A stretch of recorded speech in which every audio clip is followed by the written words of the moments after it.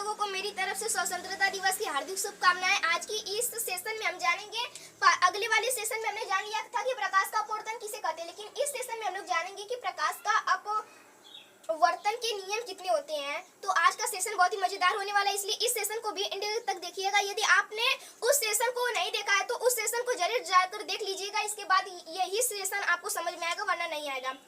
इसके बाद देखिए, हम इसे बताने के बाद हम लोग आज बस अच्छी तरह से आपको बताएंगे कैसे टॉप करना है और आपको थोड़ा मोटिवेट भी करेंगे। अपवर्तन के नियम देख लेते हैं।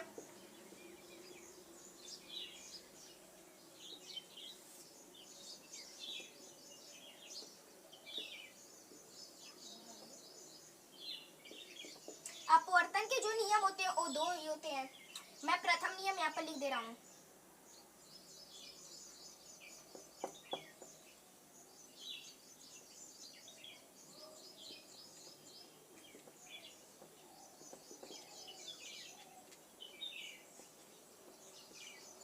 आपने पढ़ा था कि परावर्तन के नियम दो होते हैं। कौन सा? आपतित किरण, परावर्तित किरण तथा आपतन बिंदु पर खींचा गया अभिलंब, तीनों एक ही तल में स्थित है। वही बात यहीं पर भी फॉलो करेगी, लेकिन इसमें क्या हो जाएगा, आपने वहां पर परावर्तन था तो परावर्तित किरण थी, यहाँ पर अपवर्तन है तो अपवर्तित किरण हो जाएगी। बस वही बात है कि क्या हो जाएगा हमारा आपतित किरण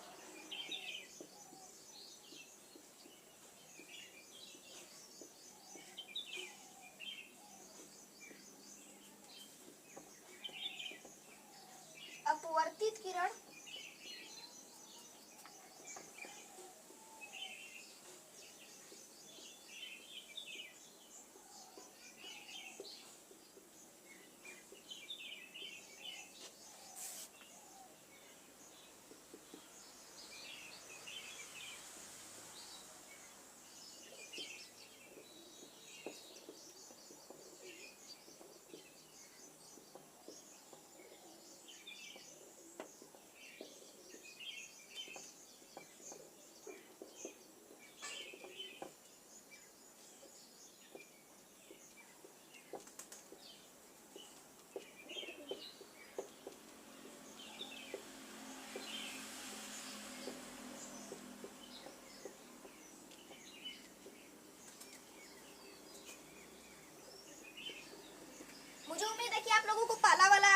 समझ में आ गया होगा कि आपतित किरण, जो पहले हमने परावर्तन के नियम प्रथम नियम पढ़ा था क्या, कि आपतित किरण, परावर्तित किरण तथा आपतन बिंदु पर खींचा गया अभिलंब, तीनों एक ही तल में स्थित होते हैं। जैसे मैं यहाँ पर चित्र के माध्यम से आप लोगों को समझा रहा हूँ कि यह कोई तल है, यहाँ पर आपतित किरण गिर रही है, यह परावर्तित किरण हो जा रही है, और यहाँ पर जो आपतित किरण तल के जिस बिंदु पर गिरती है उसे आपतन बिंदु कहते हैं। आपतन बिंदु से अभिलंब डालेंगे तो ये तीनों एक ही तल पर स्थित होंगे। उसी प्रकार से कि आपतित किरण, अपवर्तित किरण तथा आपतन बिंदु पर खींचा गया अभिलंब, तीनों क्या होते हैं, कई तल में स्थित होते हैं। अब हम लोग द्वितीय नियम जानेंगे। इसका द्वितीय नियम बहुत ही महत्वपूर्ण है, याद इसे आईएमपी कर लीजिएगा, मोस्ट इंपॉर्टेंट क्वेश्चन।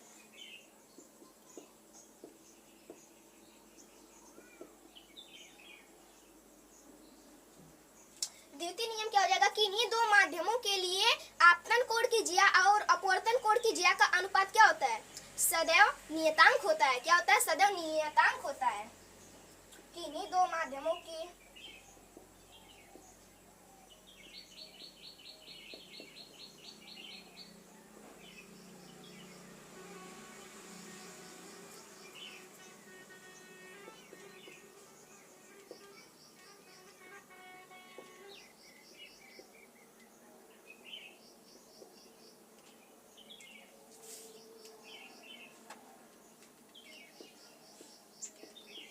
ज्या को हम लोग ये क्या कहते हैं, साइन कहते हैं। याद रखिएगा कि हिंदी में हम लोग क्या कहते हैं, ज्या कहते हैं, और इंग्लिश में साइन कहते हैं।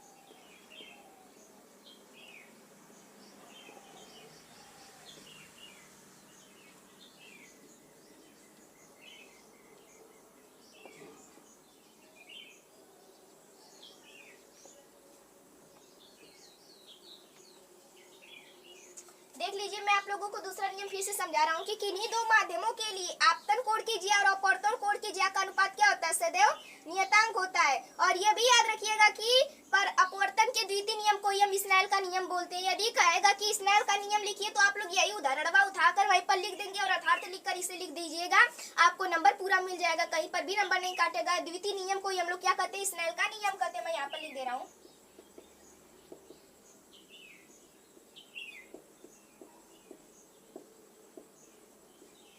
दोस्तों मुझे उम्मीद है कि आप लोगों को वीडियो अच्छी तरह से समझ में आ गई होगी, ये जो टॉपिक है। चलिए अब हम लोग बताते हैं कि जुलाई से पढ़कर कैसे यूपी टॉप करें, अगस्त से पढ़कर कैसे यूपी टॉप करें। यहाँ पर कल मैंने 8 बजे से लेकर 12:30 बजे तक मैंने कुछ इंडेक्स तैयार किए, मैं आप लोगों को दिखा रहा हूँ। जैसे कि मैं यहाँ पर ले रहा हूँ, मैं सर्वप्रथम यहाँ पर इंग्लिश का ले रहा हूँ।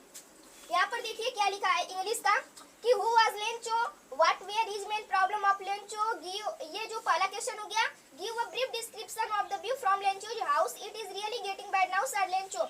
यानी सभी प्रकार की, यानी मेरे जो सब कॉपी पर जितने भी क्वेश्चन लिखवाए गए हैं इंग्लिश में, मैंने उसे यहाँ पर नोट कर दिया। इससे मुझे क्या हो रहा है कि मुझे मेरा स्व मूल्यांकन हो रहा है कि मुझे कितना क्वेश्चन याद है, यानी मैंने अभी तक कितना पढ़ा है। इससे आप लोग अपना स्वयं का मूल्यांकन करेंगे ना, तो आप लोगों को पता चलेगा कि मैं यूपी टॉप कर सकता हूँ क्यों नहीं। इसके बाद देखिए मैं यहाँ पर धुआं आ रहा है ना, तो थोड़ा खांसी आ रही है। और इसी प्रकार आप लोगों को भी बनाना है।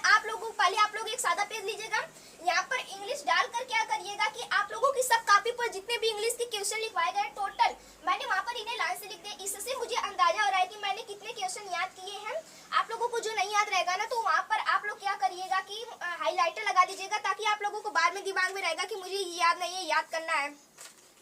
इसके बाद हम दूसरे विषय का लेते हैं, रसायन विज्ञान।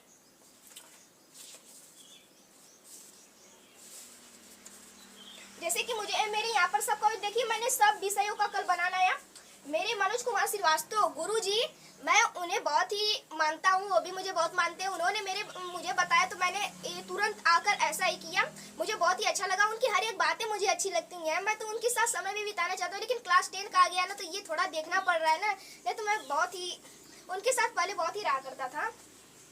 यहाँ पर रासायनिक सूत्र बनाने के नियम, जैसे कि रसायन विज्ञान में मुझे लिखवाया गया रासायनिक सूत्र कैसे बनाया जाता है, मैंने उसे भी लिख लिया। यानी मैंने जो यहाँ पर लिखा वो मुझे याद है। यदि आप देखेंगे जो मैंने यहाँ पर लिखा, ये सब मुझे क्वेश्चंस याद है।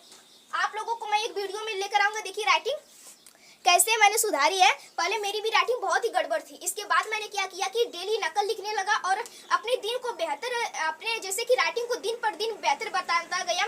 देखिए अच्छा इंसान, गलतियां तो मानव से ही होती है, लेकिन जो गलतियों को सुधार करता जाता है ना, वही असली मानव की पहचान होती है। जो कि नहीं कि गलती आज हुई तो दूसरे दिन इसकी दोगुनी गलती हो जाए, ये नहीं। जो गलतियों को दिन पे दिन सुधारे वही असली मानव है, वही उसे मानवता का अधिकार है। इसके बाद इंडेक्स ऑफ साइंस का मैंने बना लिया है यहाँ पर, भौतिक विज्ञान का।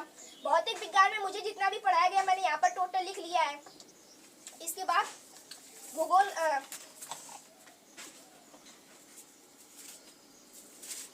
यहाँ पर मैंने भूगोल का बना लिया है। प्रौद्योगिकी और प्रकृति मानव के बीच संबंध क्या होते हैं, इस प्रकार के आप लोग भी बनाएंगे तो आप लोगों को अपने स्व मूल्यांकन होगा कि मुझे कितने क्वेश्चंस याद है, कितने लिखवाए गए। तब आप लोगों को लगेगा कि नहीं मैं बहुत पीछे छूट रहा हूँ, मुझे जल्दी से जल्दी याद करना पड़ेगा। तब आप लोगों की चिंता रहेगी। देखिए यहाँ पर मैंने लिख लिया। इसके बाद मैं हिस्ट्री का लिख लिया, जैसे इतिहास का लिख लिया। इसी प्रकार यहाँ पर 2 और बचे हैं। मैंने क्या किया है कि देखिए यहाँ पर मैथ में रहता तो मैं कितना क्वेश्चन लिखता, इसलिए मैंने लिख दिया कि वास्तविक संख्या, बहुपद, दो चर, जितने भी मैंने रिवाइज किए, जितना भी मैंने पढ़ा है, तथा द्विघात समीकरण को 5 बार रिवाइज किया। तथा क्वेश्चन बैंक जितने भी ने सभी प्रकार से क्वेश्चन बैंकों को मैंने पूरा एकदम दिमाग में भर लिया कि किस प्रकार के क्वेश्चन आते हैं। 5 लेसन को मैंने अच्छी तरह से भर लिया है। अब मैं आगे की ओर बढ़ रहा हूँ। इस प्रकार मैंने यहाँ पर लिख दिया है। इसके बाद देखिए इंडेक्स ऑफ हिंदी, यानी क्या क्या पढ़ाया गया है, गद्य पद्य, संस्कृत में अनुवाद करना, टोटल मैंने यहाँ पर लिख लिया क्या क्या मुझे याद है। टोटल, अलंकार, समास, ये टोटल जितने हैं मुझे याद है, तभी मैं लिखा हूँ। आप लोगों को भी जो याद रहे उसे लिखिए, तब आप लोगों को पता चला हाँ मुझे इतना याद है। तब मुझे आप लोगों को स्वमूल्यांकन के बारे में पता चला कि हाँ मेरी कितनी औकात है याद करने की। नहीं तो उसके बाद बहुत लोग हवा में बाजी करते हैं, हवाबाजी, झूठा खाली बोलते हैं इतना इतना याद है। जैसे ग्रामर में बहुत ही कठिन हो जाता है, इसलिए प्रीपोजिशन, डिग्री, आर्टिकल, प्रोनाउन, यदि मैं इसे देखूंगा, देखिए जैसे कि मुझे याद करना रहा तो मैं कहीं पर भी जाऊंगा, इसे लूंगा और जो क्वेश्चन जो है उसे मैं पढ़ूंगा, फिर दिमाग में आंसर सोचूंगा तो मुझे याद होता है, मुझे कापी का पन्ना भी पलटना नहीं पड़ेगा। इसके बाद यहाँ पर एक और है, जैसे जीव विज्ञान का देखिए आप लोग, गिर जा रहा है। यहाँ पर जितने क्वेश्चन लिखवाए गए हैं मैंने टोटल कर लिया है। दोस्तों चलिए आज की वीडियो को यहीं पर एंड करते हैं। मुझे उम्मीद है कि आप लोगों को ये इंडेक्स वाला मामला भी समझ में आ गया होगा। यदि आप लोग भी चाहते हैं तो इंडेक्स जरूर बनाइएगा, भूलिएगा मत। मिलते हैं